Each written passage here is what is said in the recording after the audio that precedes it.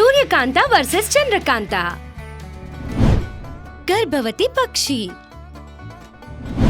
ಒಂದು ದಿನ ಚಂದ್ರಕಾಂತ ಮತ್ತೆ ಸೂರ್ಯಕಾಂತ ಇಬ್ರು ಹಾಲಲ್ಲಿ ಕುತ್ಕೊಂಡು ಟಿವಿ ನೋಡ್ತಾ ಇದ್ರು. ಟಿವಿಯಲ್ಲಿ ವಿಭಿನ್ನವಾದ ಪಕ್ಷಿಗಳು ಮತ್ತೆ ಪ್ರಾಣಿಗಳು ತೋರಿಸ್ತಾ ಇದ್ರು. ಅದನ್ನು ನೋಡಿದ ಚಂದ್ರಕಾಂತ, ಅತ್ತೆ, ನಿಮಗೆ ಪಕ್ಷಿಗಳಂದ್ರೆ ಇಷ್ಟನಾ? ಪಕ್ಷಿಗಳನ್ನ ಇಷ್ಟ ಪಡೆದವರು ಇದಾರೇನೆ? ಅದೇನೋ ಗೊತ್ತಿಲ್ಲ ಅತ್ತೆ, ನನಗಂತೂ ಪಕ್ಷಿಗಳಂದ್ರೆ ತುಂಬಾ ಇಷ್ಟ. ಚಿಕ್ಕ ವಯಸ್ಸಿನಿಂದ ಪಕ್ಷಿಗಳನ್ನ ಬೆಳೆಸ್ಬೇಕಂದ್ರೆ ತುಂಬಾ ಇಷ್ಟ. ಆದ್ರೆ ಆ ಬಯಕೆ ಏನು ತೀರಿಲ್ಲ. ಯಾವಾಗ ಪೂರ್ತಿ ಆಗುತ್ತೋ ಏನೋ ಅಂತ ಅನ್ಕೊಳ್ತಾ ಇದ್ದಾಗ ಹೊರಗಡೆ ಗುಡುಗು ಸಿಡ್ಲು ಮೊದ್ಲಾಗುತ್ತೆ. ಆ ಸಿಡ್ಲಿನ್ ಶಬ್ದ ಕೇಳಿ ಸೂರ್ಯಕಾಂತ, ಅಯ್ಯೋ, ಮಳೆ ಬೀಳೋ ತರ ಇದೆ ಕಣಿ, ಮೇಲೆ ಬಟ್ಟೆ ಒಣಗಾಕಿದ್ದೆ, ಹೋಗಿ ಬೇಗ ತಗೊಂಬಾ ಹೋಗು. ಹಾ ಸರಿ ಅತ್ತೆ, ಈಗ್ಲೇ ಹೋಗಿ ತಗೊಂಬರ್ತೀನಿ ಅಂತ ಹೇಳ್ತಾ ಅಲ್ಲಿಂದ ಚಕಚಕ ಅಂತ ಬಟ್ಟೆ ಒಣಗಾಕಿರೋ ಜಾಗಕ್ಕೆ ಹೋಗ್ತಾಳೆ. ಅಲ್ಲಿ ಬಟ್ಟೆ ತೆಗಿತಾ ಇದ್ದಾಗ ಮನೆ ಹಿಂದ್ಗಡೆ ಒಂದು ಮರದ ಮೇಲೆ ಒಂದು ಪಕ್ಷಿ ಗೂಡು ಕಾಣಿಸ್ತು. ಅದನ್ನು ನೋಡಿದ ಚಂದ್ರಕಾಂತ, ಹವ್ವಾ, ಎಷ್ಟು ಚೆನ್ನಾಗಿದೆ ಈ ಗೂಡು, ಒಂದೇ ಪಕ್ಷಿ ಇರೋ ಆಗಿದೆ ಈ ಗೂಡ್ನಲ್ಲಿ ಅಂತ ಹೇಳೋವಾಗ ಮಳೆ ಜೋರಾಗ್ತಾ ಇದ್ದಂಗೆ ಚಂದ್ರಕಾಂತ ಬಟ್ಟೆಗಳನ್ನ ತಗೊಂಡು ಮನೆ ಒಳಗ್ ಹೋಗ್ತಾಳೆ. ಮಳೆ ಇನ್ನು ಜೋರಾಗಿ ಬರಕ್ಕೆ ಶುರು ಆಗುತ್ತೆ. ಗಾಳಿ, ಮಳೆ, ಗುಡುಗು, ಸಿಡ್ಲಿನಿಂದ ಇನ್ನೂ ಜೋರಾಗುತ್ತೆ. ಅದನ್ನು ನೋಡಿದ ಚಂದ್ರಕಾಂತ, ಏನತ್ತೆ, ಈ ಮಳೆ ಅಷ್ಟಕ್ಕೂ ಇಳಿಯೋಗಿಲ್ಲ, ಅದೇನೋ ಆಕಾಶಕ್ಕೆ ತೂತ್ ಬಿದ್ದಂಗೆ ದರ ಅಂತ ಬೀಳ್ತಾನೇ ಇದೆ.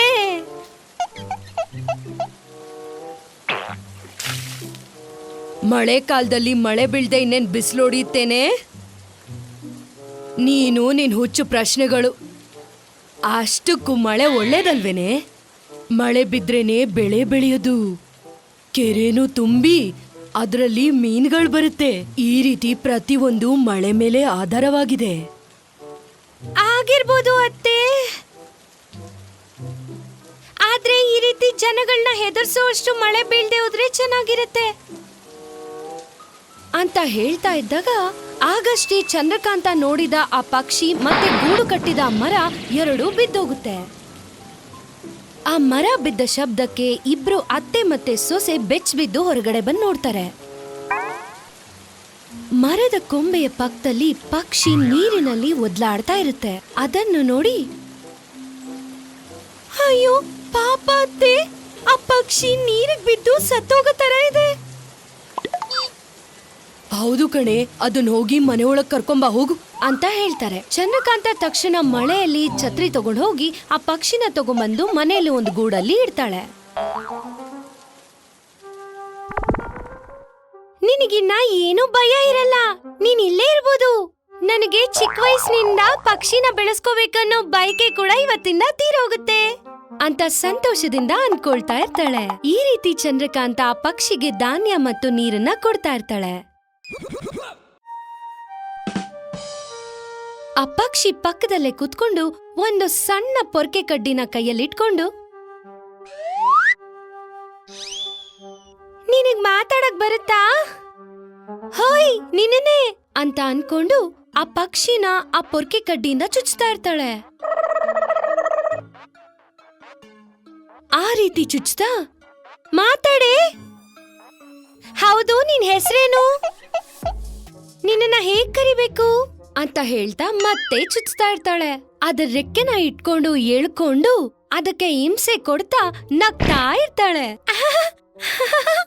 ಈ ರೀತಿ ಈ ಪಕ್ಷಿ ಹತ್ರ ಚೆನ್ನಾಗಿ ಆಟ ಆಡ್ತಾ ಇದ್ರೆ ಸೂಪರ್ ಆಗಿರುತ್ತೆ ಅಂತ ಅನ್ಕೊಂಡು ಆ ಪಕ್ಷಿಗೆ ಹಿಂಸೆ ಮಾಡ್ತಾಳೆ. ಆ ರೀತಿ ಒಂದು ದಿನ ಆ ಪಕ್ಷಿಗೆ ಧಾನ್ಯಗಳನ್ನ ಹಾಕಿ ಕೈಯಲ್ಲಿ ಒಂದು ಕಡ್ಡಿನ ಇಟ್ಕೊಂಡು ಆ ಧಾನ್ಯಗಳನ್ನ ತಿನ್ನಕ್ ಬಿಡದೆ ಅದನ್ನ ಚುಚ್ತಾ ಇರ್ತಾಳೆ. ಅದನ್ನು ನೋಡಿದ ಸೂರ್ಯಕಾಂತ, ಏನ್ ಮಾಡ್ತಿದ್ಯಾ? ನಿನಗೆ ಹುಚ್ಕಿ ಚಿಡ್ದಿದ್ಯಾ? ಆ ಪಕ್ಷಿನ ಹಾಕೊಂಡ್ ಯಾಕೆ ಹಂಗ್ ಚುಚ್ತಾ ಇದ್ಯಾ? ಮೂಕ ಪ್ರಾಣಿಗಳನ್ನ ಆ ರೀತಿ ಹಿಂಸೆ ಮಾಡೋದ್ ತಪ್ಪಲ್ವೇನೆ? ಅಯ್ಯೋ, ನಾನು ಆ ಪಕ್ಷಿಗೆ ಹಿಂಸೆ ಮಾಡಿಲ್ಲ ಅತ್ತೆ, ಆ ಪಕ್ಷಿನ ಆಟಾಡಿಸ್ತಾ ಇದ್ದೀನಿ. ನೋಡಿ ಇಲ್ಲಿ, ಆ ಪಕ್ಷಿ ಕೂಡ ಹೆಂಗ್ ಎಗರ್ತಿದೆ ಅಂತ ಮತ್ತೆ ಚುಚ್ತಾಳೆ. ಅದನ್ನು ನೋಡಿದ ಸೂರ್ಯಕಾಂತಗೆ ಕೋಪ ಬಂದು, ನಿಲ್ಸು, ಅದು ಸಂತೋಷದಿಂದ ಎಗರ್ತಿಲ್ವೇ? ನೀನ್ ಚುಚ್ತಾ ಇದ್ರೆ ನೋವು ತಡ್ಕೊಳಕಾಗ್ದೆ ಒದ್ಲಾಡ್ತಿದೆ. ಅದೇನೂ ಇಲ್ಲ ಅತ್ತೆ, ಪಕ್ಷಿಗೆ ನೋವು. ಪಕ್ಷಿಗೆ ನೋವಂದ್ರೆ ಏನೇ? ಹಾಗಿದ್ರೆ ಪಕ್ಷಿಗ್ ನೋವು ಬರಲ್ವಿನಿ? ಪಕ್ಷಿ ಕೂಡ ಒಂದ್ ಜೀವಿ ಕಣೆ, ಅವಕ್ ಕೂಡ ಹಸಿವು, ನೋವು, ಬಾಧೆ, ದಾಹ ಎಲ್ಲ ಇರುತ್ತೆ. ನೋಡಿದ್ರೆ ಆ ಪಕ್ಷಿ ಗರ್ಭವತಿ ಪಕ್ಷಿ ತರ ಇದೆ. ಅದನ್ನ ನೀನ್ ಹಿಂಸೆ ಮಾಡ್ಬೇಡ, ಪಾಪ ಕಟ್ಕೊಳ್ಳುತ್ತೆ.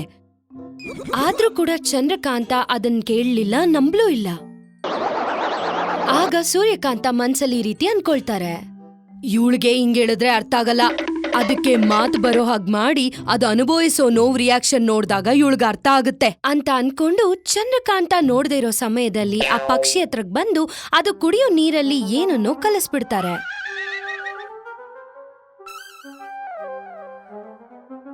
ಬೆಳಗ್ಗೆ ಆದ ತಕ್ಷಣ ಚಂದ್ರಕಾಂತ ಪಕ್ಷಿ ಹತ್ರಕ್ಕೆ ಬರ್ತಾ ಇರ್ತಾಳೆ. ಚಂದ್ರಕಾಂತ ಬರೋದನ್ನು ನೋಡಿದ ಪಕ್ಷಿ, ಅಮ್ಮ, ಇವಳಿಗೆ ಈಗ್ಲೇ ಬೆಳಗಾಗಿದೆ ಅನ್ಸುತ್ತೆ. ಸ್ವಪ್ನಾತಿ ಇವಳು, ಎದ್ದ ತಕ್ಷಣ ನನ್ನ ಹತ್ರಕ್ಕೆ ಬರ್ತಾವಳಲ್ಲಪ್ಪ, ಏನ್ ಮಾಡ್ತಾಳೋ ಏನೋ ಅಂತ ಅನ್ಕೊಳ್ತಾ ಇರುತ್ತೆ. ಆ ಮಾತುಗಳು ಚಂದ್ರಕಾಂತಗೆ ಕೇಳಿಸುತ್ತೆ. ಒಂದು ಕ್ಷಣ ನಿಂತು ಆ ಕಡೆ ಈ ಕಡೆ ನೋಡಿ, ಯಾರ್ ಮಾತಾಡಿದ್ದು? ಇಲ್ಲಿ ಯಾರು ಇಲ್ವಲ್ಲ. ಹೋಗ್ಲಿ ಬಿಡು, ಈಗ ತಾನೇ ನಿದ್ದೆಯಿಂದ ಎದ್ನಲ್ಲ, ಅದಕ್ಕೆ ಹಾಗನ್ನಿಸ್ತಿರ್ಬೇಕು ಅಂತ ಅನ್ಕೊಂಡು ಪಕ್ಷಿ ಹತ್ರಕ್ಕೆ ಬಂದು, good morning.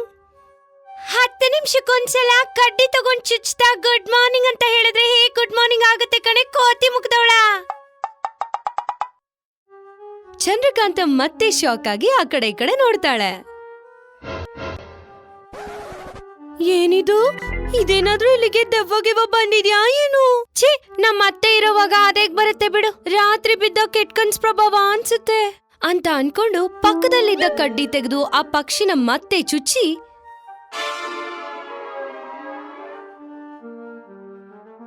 Come on dance dance, ಹೊಟ್ಟೆ ಮೇಲ್ ಚುಚ್ಚಿ ಡ್ಯಾನ್ಸ್ ಡ್ಯಾನ್ಸ್ ಅಂತಿದ್ಯಲ್ಲೇ, ಡ್ಯಾನ್ಸ್ ಕೊಡ್ತಾವಳೆ, ನಿನ್ನ ಚುಚ್ಚಿದ್ರೆ ಗೊತ್ತಾಗುತ್ತೆ ಆ ನೋವೇನು ಅಂತ ಹೇಳುತ್ತೆ. ಆ ಮಾತನ್ನು ಕೇಳಿ ಚಂದ್ರಕಾಂತ ಮತ್ತೆ ಶಾಕ್ ಆಗ್ತಾಳೆ. ಈ ಸಲ ಸುತ್ತಮುತ್ತ ನೋಡ್ದೆ ಪಕ್ಷಿನೇ ಪರಿಶೀಲನೆ ಮಾಡ್ತಾ ನೋಡ್ತಾಳೆ.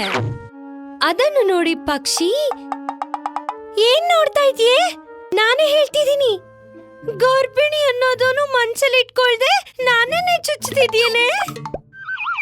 ನಿನಗ್ ದಮ್ ಇದ್ರೆ ಈ ಗೂಡ್ನಿಂದ ನನ್ನ ಹೊರಗಡೆ ಬಿಡೆ, ನಿನ್ ಕಣ್ಗುಡ್ಡೆನ ಚುಚ್ಚಿ ಸಾಯಿಸ್ಬಿಡ್ತೀನಿ, ಏನ್ ಅನ್ಕೊಳ್ತಿದ್ಯೆ ಅಂತ ಹೇಳುತ್ತೆ. ಆ ಪಕ್ಷಿ ಮಾತುಗಳನ್ನ ಕೇಳಿ ಚಂದ್ರಕಾಂತ ಶಾಕ್ ಆಗ್ತಾಳೆ. ಹಾಗಿದ್ರೆ ಇಷ್ಟೊತ್ತು ನನ್ನನ್ನ ಬೈದಿದ್ದು ನೀನೇನಾ? ಮತ್ತೆ ಇನ್ಯಾರ ಅನ್ಕೊಂಡ್ಯೆ? ಹಾಯ್, ಇನ್ನೊಂದ್ಸಲ ಬೈದ್ರೆ ನಾನಿನ್ನ ಕುಯ್ದು ಉಪ್ಪು ಖಾರ ಹಾಕಿ ಬೆಂಕಿಗೆ ಹಾಕ್ಬಿಡ್ತೀನಿ. ನನ್ನನ್ನ ಸುಡೋದಲ್ವೇ? ಒಂದು ಸಲ ಈ ಗೂಡಿಂದ ಆಚೆ ಬಿಡು ನನ್ನನ್ನ, ನಾನ್ ನಿನ್ ಕಣ್ಗುಡ್ಡಿನ ಚುಚ್ಬಿಡ್ತೀನಿ. ಈ ರೀತಿ ಆ ಪಕ್ಷಿ ಮತ್ತೆ ಚಂದ್ರಕಾಂತ ಒಬ್ರಾದ್ಮೇಲೆ ಒಬ್ರು ಮಾತಾಡ್ತಾ ಇರ್ತಾರೆ. ಅಷ್ಟು ಸಲ ಚುಚ್ದೆ ನನಗೆ ನೋವಾಗಲ್ವಾ? ನಮಗ್ ಮಾತ್ ಬಂದಿಲ್ಲ ಅಂದ ತಕ್ಷಣ ನಾವೇನು ಅಷ್ಟು ಕೀಳಾಗೋಗ್ಬಿಟ್ವಾ? ನಿನಗೇನ್ ಮಾಡಿದ್ದೆ ನಾನು? ನನ್ನನ್ ಯಾಕೆ ಆ ರೀತಿ ಚುಚ್ತಿದ್ದೆ? ನಿನ್ ಟೈಮ್ ಪಾಸ್ಗೋಸ್ಕರ ನನ್ನ ಹಿಂಸೆ ಮಾಡ್ತೀಯಾ?